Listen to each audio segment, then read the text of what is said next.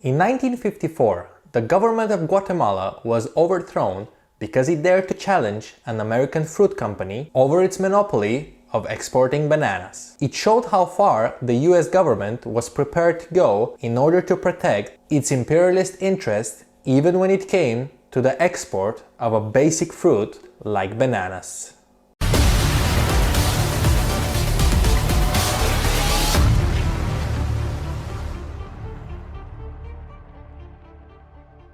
Hello and welcome back to the Hidden Wars. I'm your host Ashkan, and today we're going to cover the CIA's intervention in Central America and the consequences it had over the so-called banana republics. Before we continue, don't forget to subscribe and support our channel for more videos. And now, back to today's episode.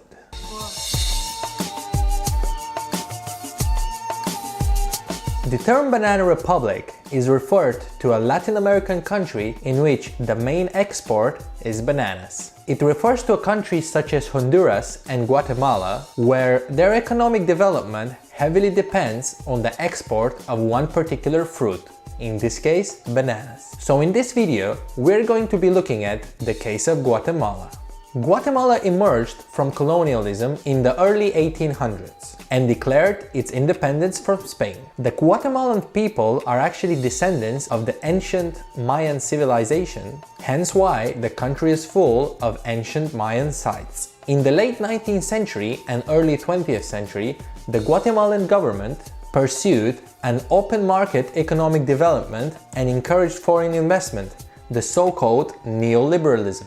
This allowed giant multinational companies like the United Fruit Company to access the markets in the country and soon build a monopoly over the exports of bananas. Under the Guatemalan dictator Jorge Ubico, from 1931 to 1944, the United Fruit Company gained control of 42% of Guatemala's farmlands, and it was exempt from paying taxes and import duties. It also owned the country's telephone and almost all of its railroads. So this was basically a new form of imperialism. You just didn't have to send your soldiers to occupy other people's countries.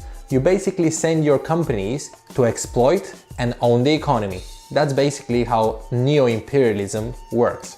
And it was a perfect example in Guatemala. The United Fruit Company was basically controlling the economy of Guatemala without even paying their fair share of taxes. In 1951, however, something was about to change. Why? Because the Guatemalan people elected Jacobo Arbenz as their president.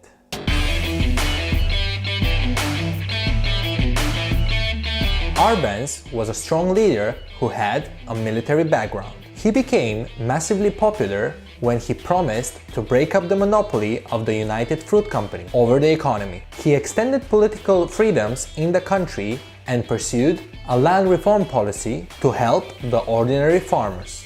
During this time, only 2% of landowners owned around 70% of the farmable land, and the president wanted to change that. A major opponent, obviously, of his policies was the United Fruit Company, which already owned the majority of the farmland in Guatemala. Arbenz attempted to redistribute the land more equally among its citizens and managed to expropriate 40% from the United Fruit Company and gave it to the rural and disadvantaged farmers. As soon as the hegemony of the American Fruit Company was challenged, the US government actively began to plan to remove President Arbenz from power.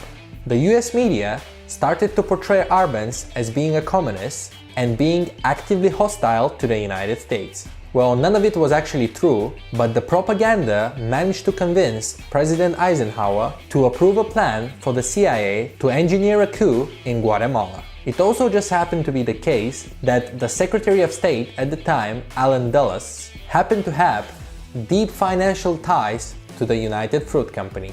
So during the Cold War, you didn't have to be a communist country or actually have a communist government in order to be considered an enemy of the United States.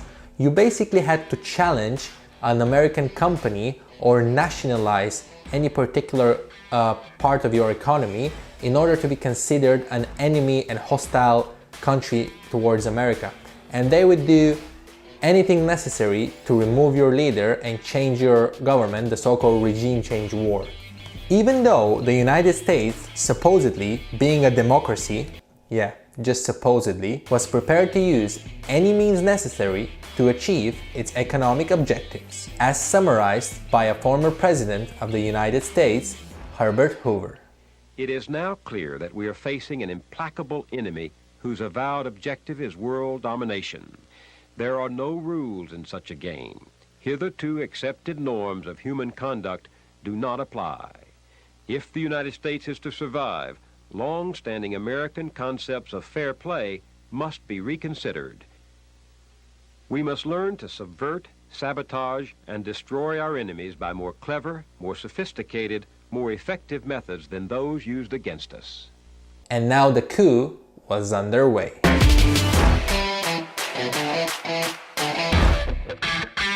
The CIA looked to recruit someone in the military who can challenge Arbenz and remove him from power, and they found the perfect guy. His name was Officer Carlos Castilo Armas. He managed to gather up a force of only around 150 people, but the US logistical and air support was crucial in executing the coup. American pilots bombarded the capital of Guatemala, and all major radio stations and radio waves were disrupted.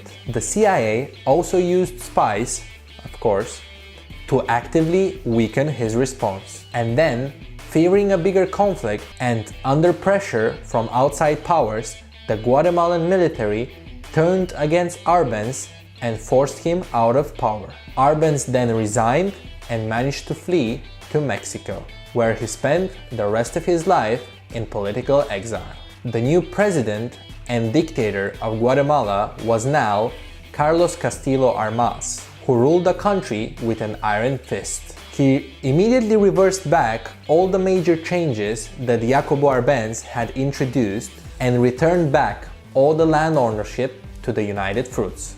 Thousands of President Arbenz supporters were arrested, and some of them disappeared without a trace. The country was then ruled for more than 30 years by military dictators who murdered thousands of people and tortured their political opponents, and all with the help and assistance of the United States.